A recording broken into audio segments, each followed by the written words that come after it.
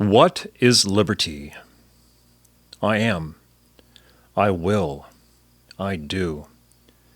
Liberty is absolute. Liberty is all that stands between life and death, life being something other than meager existence, as an organism in the wilderness, something other than being a creature determined by immutable nature.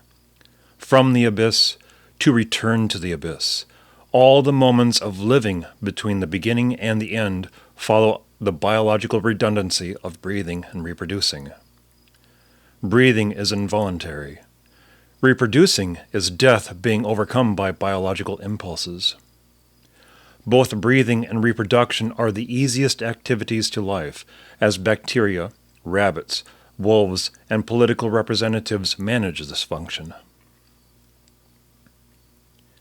In order to be free, one has to be born to live, and one has to live beyond the pragmatism of existence. Liberty is both being and doing. It is the responsibility of living and the discipline of doing so each and every day. Liberty is first the idea, secondly the motivation, and third, the most important of these, is action. There can be no liberty without action. To grasp liberty, to maintain it, as liberty is neither an involuntary response, nor is it the result of biological impulses. Liberty cannot be determined as eye color and the number of fingers or toes, or by instinct, but attained through forward action.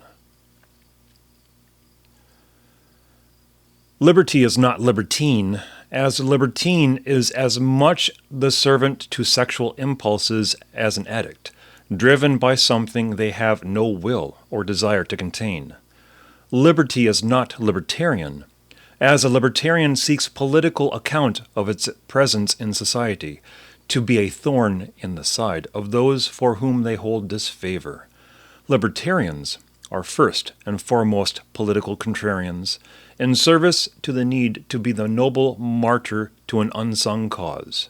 This is the court jester. There is the social impulse to freedom, but this impulse is best served as motive power, rather than as sole purpose in of itself, for the sake of itself, as all social impulses ebb and flow among tribes. To what end? For liberty? It is not to rehabilitate the world or to perfect humanity. It is to be perfectly human. Liberty can be contrarian, as it often is at odds with society, that tenacious determinism in the drive to power, where all states of political being inevitably befall some flavor of tyranny and dysfunction.